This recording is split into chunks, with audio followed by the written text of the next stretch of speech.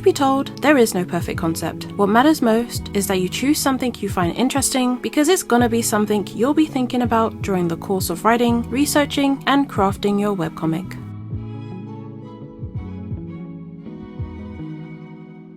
Hi, it's Simcray, and welcome to Krayon Quest. And for my first video in this series, I wanted to start from the top with how to pick a concept for your webcomic. Keep in mind that whatever concept you choose will be the thing that ties every aspect of your webcomic together and will make everything feel cohesive. From the character designs to your world building, the goal is to make everything feel like it belongs to the same universe. So, how can you find a concept to work with?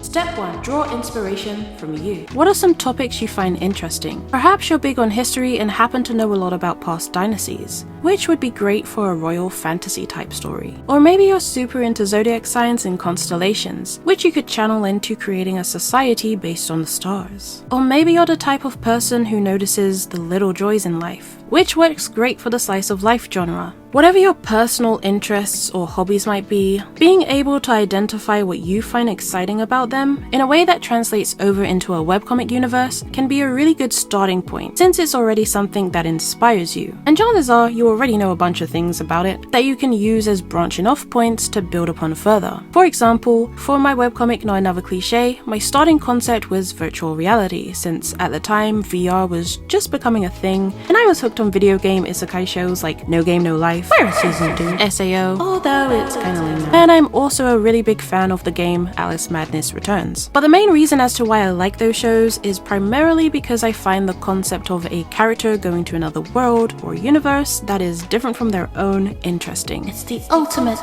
escape fantasy. Another thing you can think about is what positive or negative experiences or perspectives do you have that you can add to the mix. For example, there may be aspects of your culture or nationality that for you might be boring because you're used to them, but for your readers might be super interesting because it's shiny and new to them. I feel like a common thing that us anime fans do that aren't Japanese is make stories with a Japanese aesthetic without really questioning why. But you should consider exploring your own cultures too. Look into its history, myths, and legends because you might find something unique that you can use as inspiration. Step 2. Think about genre. Now personally, I didn't fully commit to a genre early on. In fact, I didn't really think about what genre my story was going to be until I started publishing it on Tapas, since they make you pick a category. For me, I find it easier to just make your webcomic and figure out what genre it fits into after, rather than having to cater your story to fit into any genre in particular. But if this isn't a direction you'd like to take, you can always think about the type of genres you are drawn to when it comes to books, movies, and webcomics, and start from there. Like, what do you find interesting about those genres? And what's something you can add, tweak, or change about those stories you love to make it different? Step 3. Brainstorming. If you're still having trouble finding a concept, or if you want to develop it further, you should try brainstorming ideas using a mind map, or combining different genres, or try out some writing prompts. There's many websites and accounts that have these kind of prompts. Just be aware that if you're using a prompt, there is a chance that your story might be very similar to someone else's, because you don't really own the idea. What helped me develop my concept was thinking about my world, my characters, and exploring more things I found interesting, like fantasy, art, and magic. My initial starting concept was pretty broad, which is great at the start when you're just coming up with ideas. But as you get closer to writing and designing things, it really should evolve into something more specific, so you have a clear direction for everything. Which leads me to step 5, refine and research. Once you have a handful of promising ideas, it's time to critique them. Consider their originality, potential for engaging storylines, and the target audience you envision. This is where you kind of have to be a little bit more stricter with yourself, and if an idea just isn't working, let it go. Research.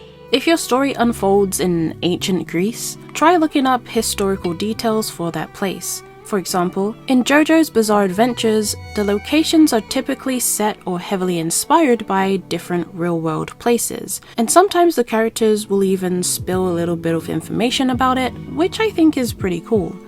Prototyping. And before diving headfirst, create a quick prototype of your concept. You can do this by sketching a few panels, writing a brief scene, or even crafting a character sheet.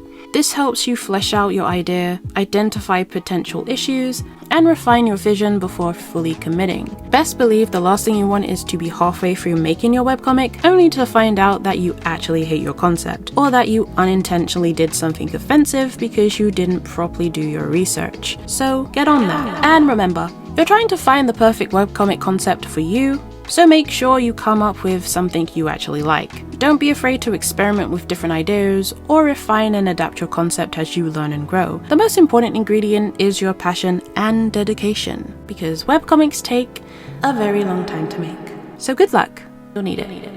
Anywho, next month's video is going to be about main characters. I'm gonna be making separate videos for how to write the main character and how to design the main character, because I feel like I got a lot to say. And I really don't want to make a massively long video because that's annoying to edit, but I hope you'll look forward to it anyway. And if you've watched to the end of this video, here's a question for you to answer in the comments. What's an aspect of character design or writing characters that you find difficult? If anyone does answer this question, I'll probably answer them in the next video. Okay, thanks, bye.